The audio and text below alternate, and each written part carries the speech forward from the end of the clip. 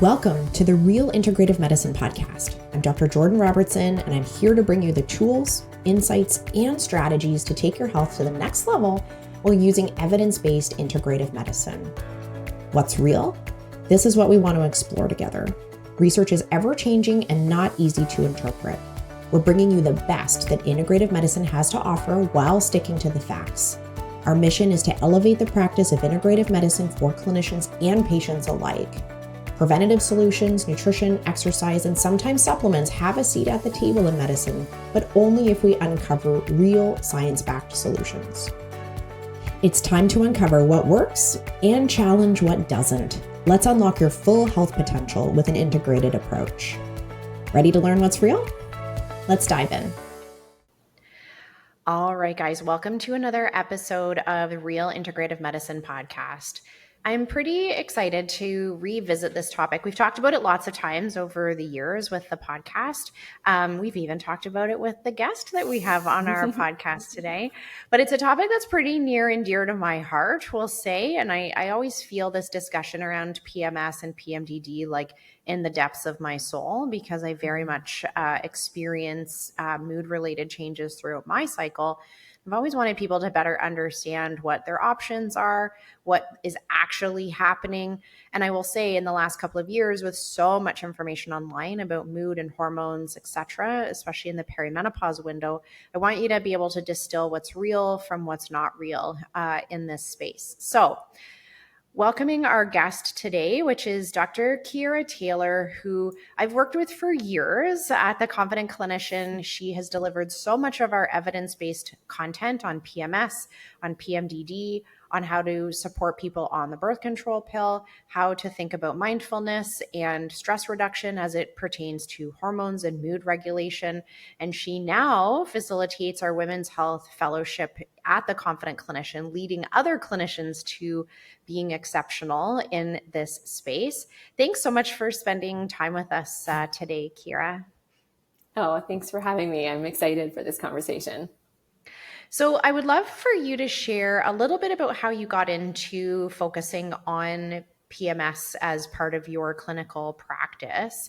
And one of the things I've always found so great about the way you approach this discussion is being able to balance the needs and benefits of medications sometimes, but also the needs and benefits of mindfulness-based therapies and other psychotherapeutic styles of approach with patients when it's necessary. Can you just walk us through how you as a naturopathic doctor got to this place in being able to support patients with PMS? Yeah, definitely. So, I mean, it's kind of similar to your experience. And I feel like probably a lot of us in like medicine and naturopathic medicine, that it's like a combination of kind of personal experience and then, like a fascination with a topic and like supporting other patients with it. So I myself also struggled with a lot of like mood-based symptoms around my period. A lot of that was driven from like a really stressful job I had in the past, and just my like lifestyle not kind of aligning with the way that it would really support my hormones.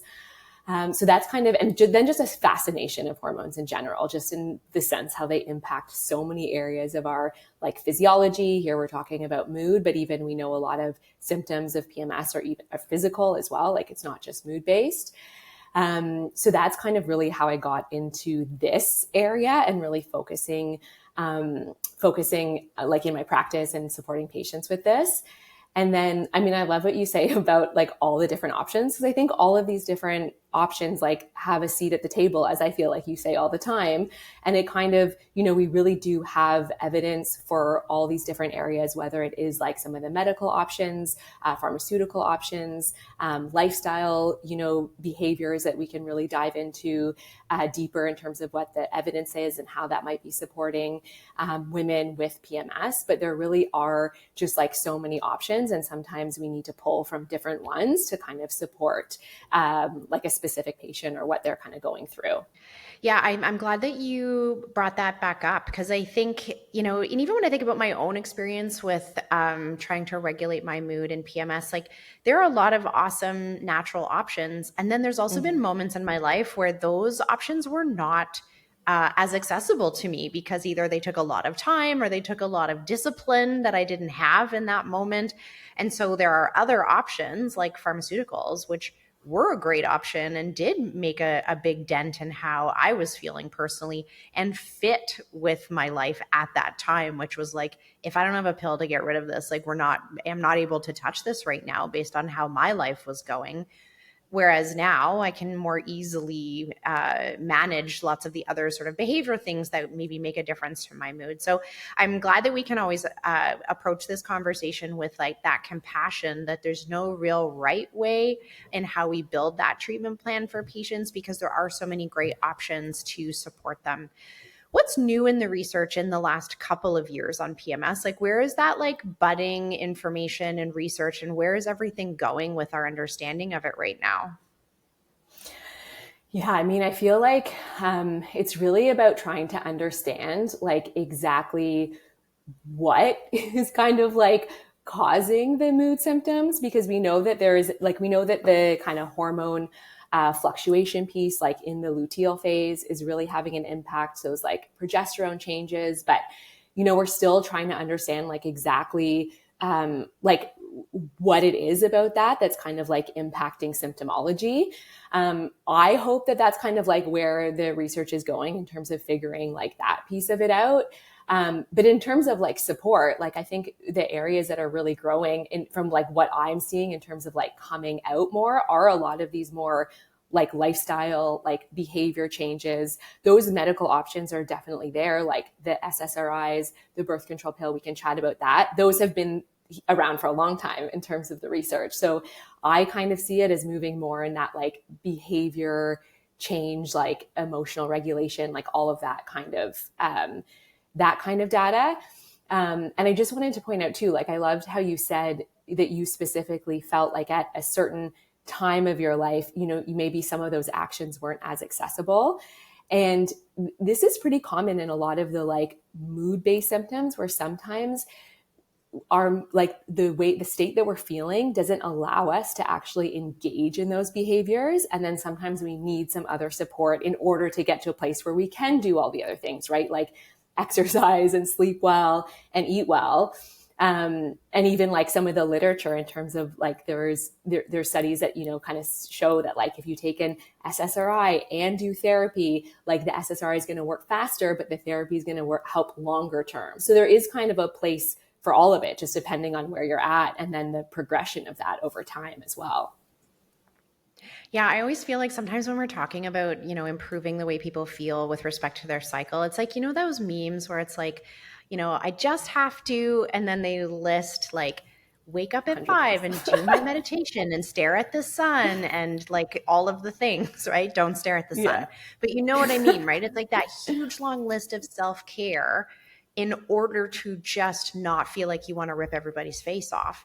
And I definitely had these moments where I was like, I cannot self-care my way out of this, because there wasn't enough time, how it felt to me in that moment, and the severity of how I was feeling made it impossible for me to self-care my way into wellness. So I think it's so important that we acknowledge that like as we're talking through some of these solutions and options, like there's the best case, and then there's the what's your best case for this particular moment. And interestingly, that it can change, right? And I think that's one of the things I always want people to take away from this conversation around PMS. It's that, we can certainly have that susceptibility inside of ourselves to maybe be more likely or more sensitive or more susceptible than another person, but that doesn't define every menstrual cycle you're about to have for the rest of time. And your needs may change, your state might change, the way that you perceive those hormone fluctuations might change. How do you typically have that conversation with women when they're coming in and they feel like it's hopeless, like they don't even know where to start? Yeah. And that's such a good point, because it definitely is like a condition, let's call it, that then can kind of like ebb and flow over time, just depending on, life circumstances, as like, even like as hormones are kind of shifting through our life. Like I'll often say, like, especially if a patient has had a lot of success in a couple a couple of cycles and at a first follow-up, and then they're like, I feel great. I'm like, okay, amazing. But like, if you have a cycle where like you don't feel as great, like don't think that like, oh my God, nothing works and like I'm back to square one, because there can be a bit of an ebb and flow just depending on everything that's going on in our life in the context of everything else. Your question about in terms of where to start, like, I mean, I always think that the best place to start is to really just be paying attention and mindful of your experience and your emotional and your physical experience, and like tracking symptoms. I mean, now it's so easy these days, like in an app, just tracking how you're feeling, because that really helps us to like diagnose PMS, to make sure that that's exactly what we're talking about in terms of that, like those cyclical symptoms. And then from there, then we can kind of figure out what are the best options from like all the different kind of like buffet of options that we have to offer. Yeah, it's funny. I'm glad that you brought that up, that it's like, it's not every month is going to be the same. And I've totally had experiences with patients where, they feel amazing right away. And, arguably there's quite a lot of placebo effect in all of medicine, but especially in PMS, where people feel like amazing just because they probably had a great conversation with someone about their PMS. And then to feel like they've like relapsed or things have got much worse months later. I think that one of the things we struggle with as people are starting to get familiar with their cycle is understanding like most of those symptoms aren't like on off, that they're more of like I would say on a dimmer switch, like how much have we turned up the volume on those symptoms. And I think when we go into treatment for women with an expectation that they're going to feel exactly the same every day of the cycle, it kind of leads you to it sets you up a little bit for failure around how you'll feel about your treatment options. Oh, absolutely. I feel like that is always what I talk about in like the first visit as well. Cause I'm like, the nature of our hormonal cycle is that things are changing, like, week to week, day to day, whatever it is. So we are not meant to feel exactly the same every single day. So I kind of always talk about it in terms of like, if you are noticing some shifts in how you feel those few days or the week before, like if you're just, a little bit, more fatigued, or you just want to rest a bit, or, you feel a bit more sensitive or in touch with your emotions, like there's nothing wrong with that. It's when it starts to really impact our day-to-day functioning. And I agree that I think that's a problematic area online, where we're all kind of achieving for this like perfect cycle. We feel the same every single day. We have zero pain or discomfort. We have like a flat belly all the time. Like there's just, there's no room for that kind of like lived experience, I think. Yeah, I'm glad that you brought up that like flat tummy, because that's always the one that I'm like, feel like people want like zero bloating. And certainly don't want your bloating to affect your day, but we also have to like take things with a bit of a grain of salt there. So what are the lifestyle things that impact PMS? And have we learned anything in the last couple of years about what is impacting PMS that maybe we didn't really think of before, or that we didn't have maybe enough literature on before? Yeah, I think for the lifestyle stuff, like I think especially when we're talking about things like exercise, even nutrition, I mean, I'm always wishing the research was a little bit like stronger, better, like more robust. But I mean, the research is like what the research that we do have, and there's been like systematic reviews of lots of different research trials in terms of different exercise modalities, and like it all does seem to very much help PMS symptoms, like both physical and emotional symptoms, just engaging in regular exercise. And they're looking at, Pilates and strength training and aerobics and swimming and running and all those different things. And then I feel like the area that's really emerging more is a lot around this kind of like emotional regulation, even like self-coping strategies. So like a lot of the traditional stuff was kind of on CBT, which is like cognitive behavioral therapy, even some mindfulness stuff. And more recently, some really cool stuff around like positive psychology and like gratitude journaling, how that can kind of support. So I think that that's all, I mean, really exciting, right? Because those are things that we can have kind of like agency over and implement. And a lot of that doesn't cost any money unless we're getting a gym membership or working with a therapist or something like that. But of course, the difficult part is actually like implementing those things too, especially when you're like not feeling your best. It can be a bit of a cyclical thing, but if we can get into a routine of really engaging in some of those practices, I think they can be really, really helpful. Yeah, I'd love your thoughts on like the whole conversation online about like syncing your exercise up with your cycle. Like where Kira's like, "Oh God, Jordan, Yes. why did you ask me that?" But I'm curious what you think because Yeah. I mean, I'm happy to share what I think too. But I'm curious like Yeah. how that's playing out for you in clinic right now, and are women confused about what to do with their exercise because of Yes. this narrative about how to cycle sync their exercise? Yes. Yeah, this is obviously something that I probably talk about weekly, if not daily, sometimes in practice, because so many women are getting this information online on Instagram. And I really think it can actually be like problematic in certain ways. And I think where that comes in is just this idea that it just builds like fear around certain exercises.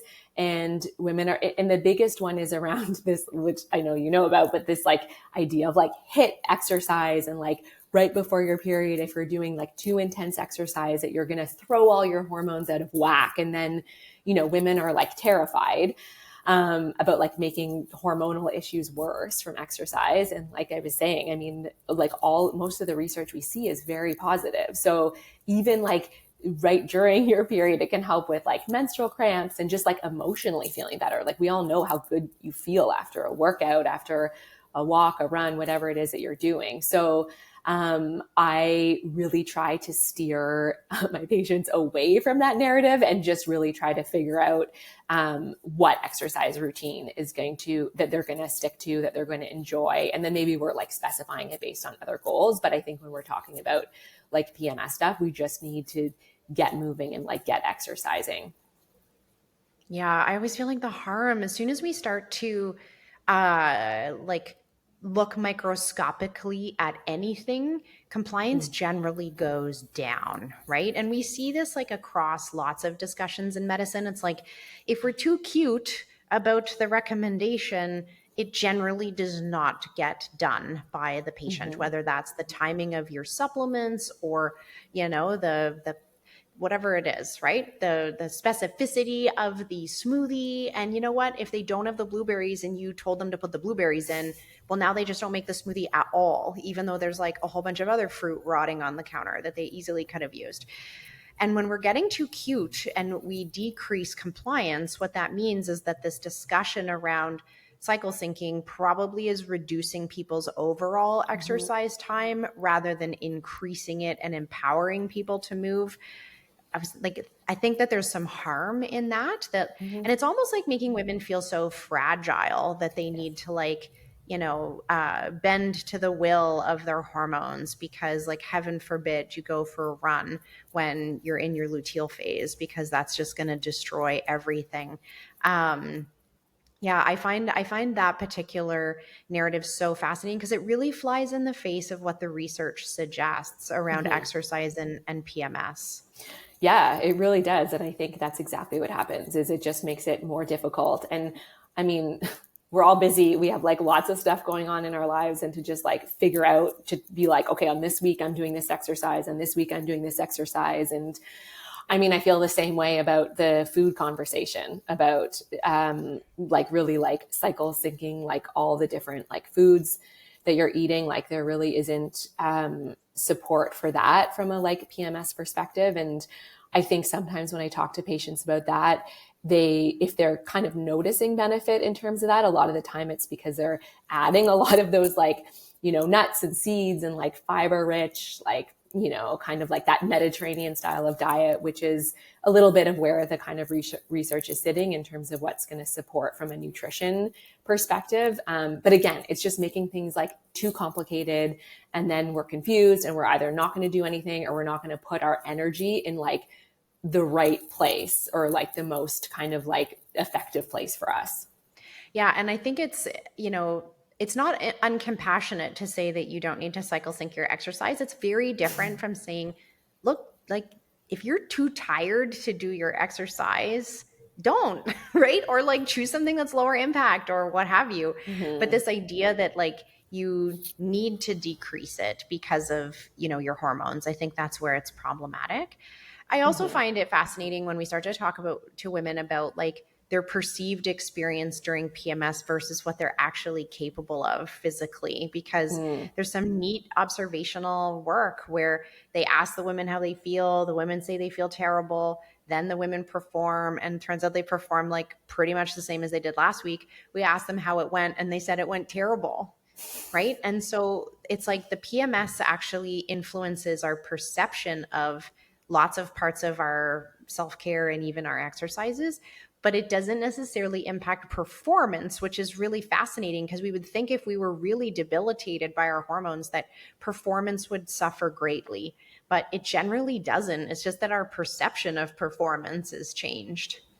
Yeah, it's so fascinating to think about it from that perspective in terms of just like our perspective of things and our kind of like lived experience of it. And like arguably that's the most important piece because that's how that person is kind of experiencing it. But it's like, where is that mindset or belief coming from, right? Like, is it just kind of like, oh, well, I'm in my luteal phase, so this must be like too hard for me or whatever it is, where really we can kind of like perform so much better than we think we can.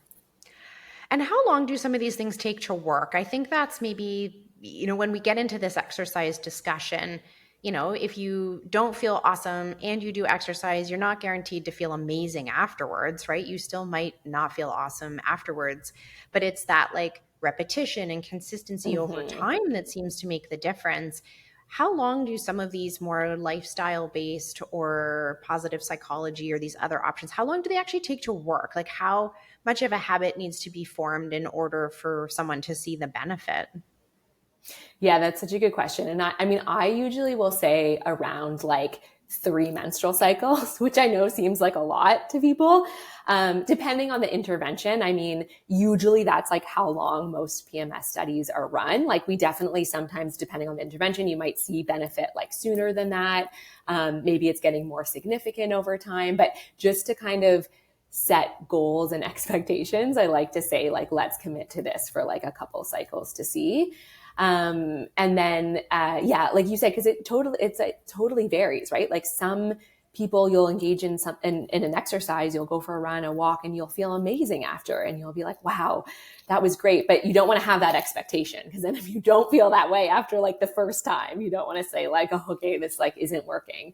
But it is kind of about building that like consistency and the habits. And same with some of the kind of, whether it's like a mindfulness intervention or like, gratitude journaling or things like that. Like it is going to take some time. Yeah, and it's funny because I was thinking about the nutrition restriction and the crazy diets that people Mm. try for their symptoms. I love that research on PMS is only 3 months long. I know that's a long time to build like a new positive habit like exercise, but often I would meet people who had been doing something for their hormones for like 18 months without Mm-hmm. improvement. And in theory, we should see improvement in whatever it is that you're doing within about 3 cycles. And so if you're trying something that is not working, you really only have to give it your all for those first 90 days. And then we can really reevaluate, which I think there is a little bit of peace in that also, that it's not one of those, conditions that we're going to treat for a year before we see a huge difference. Yeah. And I think that, like you said too, it's about having that expectation and kind of knowing, okay, this is the time frame that we're aiming for. Cause I think that's also maybe where people get really lost too, is some of the info that they're just getting or information they're gathering online. And then it is kind of, you just start implementing things and then you go see someone and you're like, well, how long have you been doing this? And it's like, oh, I think a couple of years at this point, and we're like, okay, well, maybe that's not really working for you. So it's good to kind of know exactly what you're targeting. And yes, 3 months is not that long in the context of everything. I don't know if this is you or not, but if you're a naturopathic doctor or an integrative practitioner who prides yourself on being evidence based, but don't have time to stay up to date with the research yourself, I have a solution for you. I'd love to invite you to explore and join the Confident Clinician, the only integrative medicine clinical decision making tool that helps get research from PubMed into your practice with ease. We have built out exactly what you need to be the most efficient in your work, to be the best in your community, and to save you those precious hours that you're spending right now doing the research yourself. Joining with our premium membership gives you access to unlimited AI searches, gives you access to all of our previous database content, as well as our upcoming year of live delivered modules. You can check out more in the link in the show notes. I would love to see you inside of our community. We're making a huge difference in the way that practitioners practice integrative care and raising the bar for evidence-based integrative medicine. I hope you'll join us. So just to go back to the emotional regulation piece, like what does that Mm-hmm. mean? Like what is captured under that umbrella? And I love that you brought up the change in uh, focus from CBT towards some other more like self-driven things, because there was a time where like we knew that, therapy was helpful, but then there was this huge barrier of accessibility. And I love that the research has started to explore like self-guided solutions around how to regulate emotions, think about emotions, etc. But what falls under that like emotional regulation category, and what does that actually look like in real life? Yeah.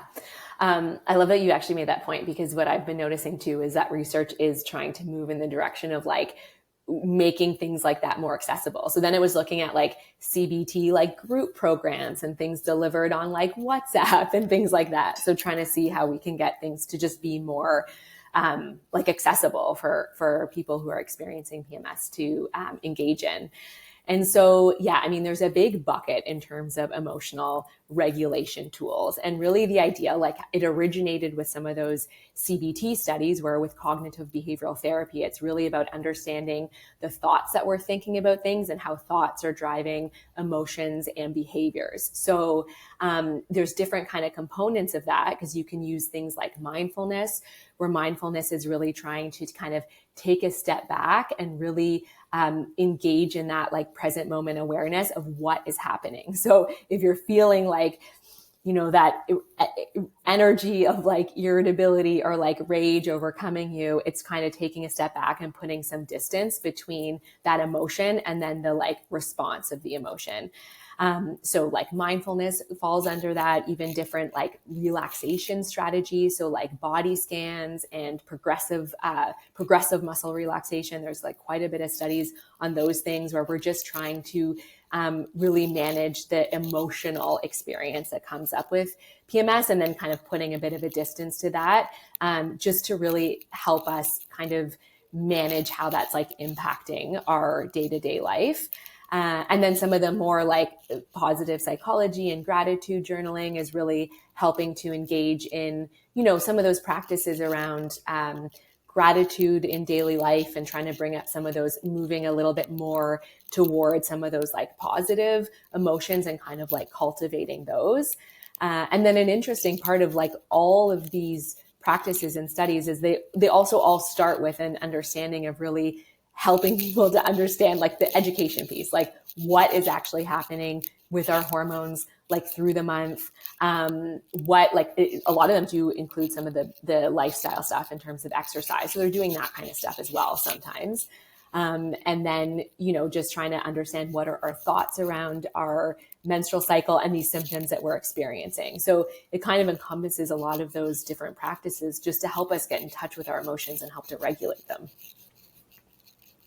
Yeah, I think that's so neat. And I find that so fascinating. I also find it so fascinating how those things will influence physical symptoms also, Yes. right? That like engaging in like just that mindfulness. It's funny, we just had like a huge septic challenge at my at my house, Oh and my no. husband had to dig up our one septic Oh no. tank, and we went for a walk right afterwards. And he was like, I wrote in my gratitude journal that I only had to dig up one septic tank today.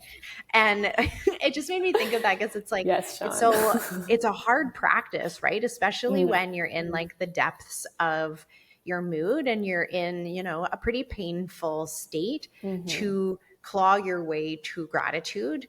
And yet we know that if we even do a crappy job at gratitude, it still has some positive impacts, especially if it's repeated over time. And I just find that so fascinating that we're able to change not only that like brain chemistry and experience, but also like physically the way that we are perceiving pain and distress in our bodies gets affected by us self-guiding ourselves through those thought processes.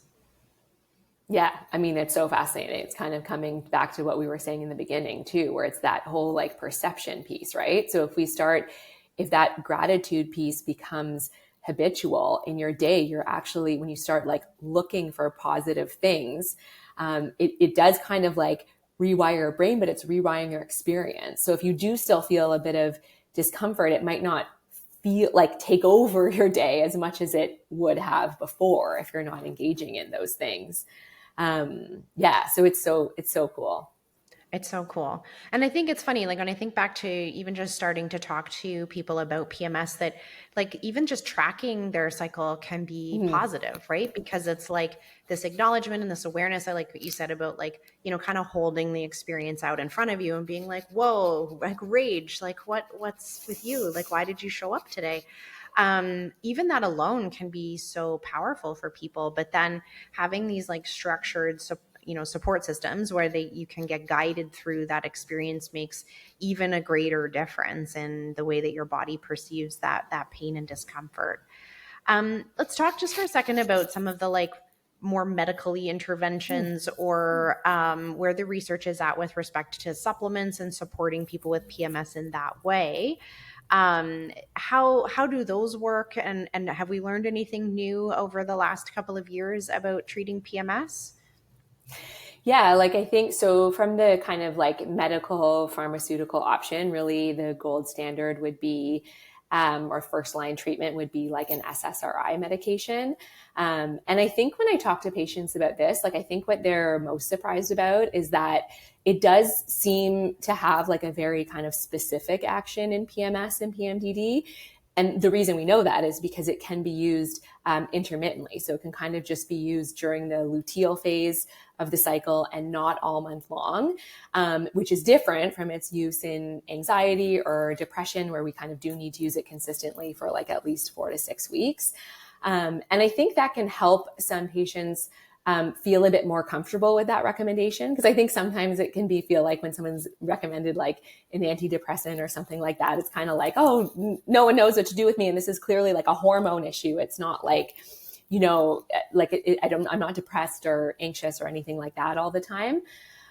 So I think that that's like a neat thing to know about like that kind of medication.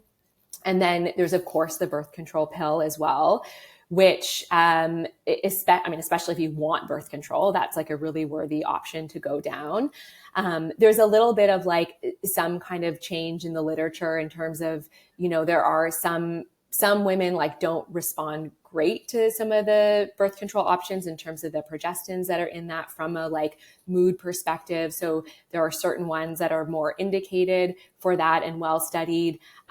Newer literature is kind of showing that maybe there's like not that much of a difference between all of them. But if one of your main symptoms is depression before the period, then that might not be the best option. So there are different kind of options and like considerations there.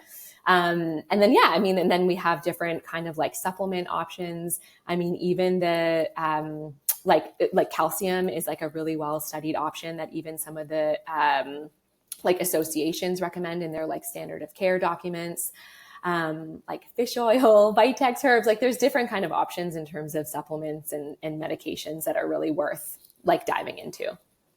I love that you brought up this idea that like when we present people with a solution, then sometimes they can feel like nobody knows what to do with them or we don't understand them. And I actually could see that with both SSRIs and the birth control pill, right? Mm-hmm. If you feel like you have a hormone issue and someone offers you a antidepressant, you could feel really misunderstood. Like, no, this is Mm-hmm. obviously hormonal.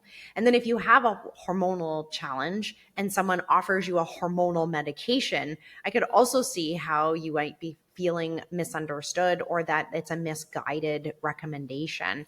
So I love that you brought that up, because even though, we have to remember that PMS is like your hormones doing the thing that they're supposed to be doing. It's like your body's response to it has been Mm-hmm. altered, right? Your body's response to it is exaggerated, but the hormones themselves are actually doing what they're supposed to be doing. And when we look at those medication options, it's making that hormonal experience either not there if we use the birth Right. control pill, or we're making your brain more resilient, or whatever word we want to use there, more tolerant of the hormonal experience that you're having every month. Yeah, no, exactly. No, I love using that word that you said, resilient. Like, I feel like that's what, I mean, even when we go through all of those like lifestyle things we were talking about, like those are all creating resilience, right? Like they're really like whether it is like the mindfulness strategies, the gratitude journaling, really like even CBT and therapy and exercise, like that is all building resilience. So your brain and your body can withstand these fluctuating hormones that are supposed to be doing like they're doing, like exactly like you said. So, yeah, again, it's all about just meeting that person where they're at in terms of what the best options are. Because of course, like PMS, PMDD, like this is on a continuum from like mild, moderate, severe symptoms, how much they're impacting your quality of life, like what your, other health goals are, what your values are. So it's really understanding all of those things to determine what is going to be the best option for you. Mm-hmm, mm-hmm. Where do you want to see, like, what, if you could pick one paper that you wanted to see published over the next 2 years on something, like, what would you want it to be? What do you feel like we're missing the most in the research? I think I mentioned it before, but I feel like just really like if possible, being a bit more nuanced, having a bit of a more nuanced understanding of maybe like, can we figure out what's kind of happening at the brain level for some of these women who are like experiencing this or with the hormones? Like there was this cool study in, I think it was 2017, where they were mapping out the progesterone levels and symptoms through the luteal phase. And they saw that those like with PMS kind of had this, like straight line of progesterone and then a really quick drop. And then those without had this like gradual decline. So like, is there something there in terms of like the speed at which it's changing, or like just trying to really understand that? Like, I mean, I always would love to have more understanding of what's exactly happening and how we can support that. Oh, I like that option. That would be my first or second choice also. I would really love to see, and I know we talked about the cycle syncing with the exercise, but I have this like deep Huh. theory that hard exercise builds brain resilience, which makes you Yeah. experience less pain and less mental distress over time. I want that study too. So maybe we can have Yeah. both in the next 2 years if anyone's listening who's influential, that can run these studies for us. This is what we would like to know hormonally, what is Yes. exactly happening in these women. And also, if they do their HIIT exercise or just something that their brain perceives as hard, whether it's weightlifting Yeah. or what have you, is that building, this, psychological capital essentially I to love that. prevent mood disturbance later in the month. I would like to know that one. Keara, you have a great resource for people who are experiencing PMS but are kind of tired of the doing it on their own piece. Mm-hmm. Can you just share a little bit about what you've built and how our listeners can work more in depth with you and also learn more from you? Yeah, absolutely. So I'm really excited. I've built a course. It's called Your PMS Solution. So really the idea is it's like a one-stop shop for like a very like comprehensive look at PMS and PMDD and all of the best like evidence-based support to really feel your best if you're struggling with these conditions. So it's a 7-module, like do at your own pace course. And it really goes through everything. So really, starting at the beginning in terms of exactly what's happening through the menstrual cycle, with the hormones, what we think is contributing to PMS symptoms, what isn't, how to get the proper diagnosis and workup and assessment, and what things we want to rule out. And then kind of going through all of these different evidence-based options and education around, what to talk to your medical doctor about, or who else to work with, and in terms of the medication options and supplements and lifestyle and all that kind of stuff. And then also kind of goes through, as we enter our 40s, how, some of these symptoms can change and how to support that as well through perimenopause and those kinds of changes as well. So I'm really excited about that. And then, if you want to reach me, you can follow me online or go to my website. I'm sure all of that will be in the notes, the podcast notes. Yeah, absolutely. So we'll put the link to that and Keara's course, which I have gone through with I had the pleasure of going through all of the content for it and feel, Keara, you and I have always been on the same page with respect to the research around PMS, which I've just been ever so grateful for. I feel like we're these people trying to shine a flashlight on so much hormonal misinformation and myth in the wellness industry, sometimes in our own industry. And I've always been so grateful of your thoughtful and evidence-based approach to coaching women through how to support themselves with this particular health challenge. So all of those links are there. I highly recommend that you check out Keara's course. And we'll put the links to her Instagram, which you do such a great job of that, also talking about all the nuance in hormonal health. Because I think that's what, women want to feel like they're that someone understands what's going on with them, because it doesn't feel like a cookie cutter experience where everyone has the same thing. You just have to go to brunch with 6 women to realize how different everybody's hormone experience actually is, right? Yes, exactly. Amazing. Thank you so much for spending time with us and for sharing with our audience. And we'll put all the links to get connected with Keara in the notes so that you can do that with one click. Thanks so much for being here. Oh, thanks so much for having me. That was awesome. That's it for today's episode of the Real Integrative Medicine podcast. I hope you're feeling inspired, informed, and ready to make changes that truly support your health. If you found value in today's discussion, don't forget to hit subscribe, share this episode with someone who needs it, and leave a review. It helps us reach even more listeners just like you. Your health journey is personal and it's powerful. Let's keep building on the knowledge to give you the confidence you need to thrive. It's important to remember that the Real Integrative Medicine podcast is for educational purposes only. Be sure to talk to your doctor before making any personal health changes. This podcast isn't intended to diagnose you, and no doctor-patient relationship was formed by listening. We'll see you next week.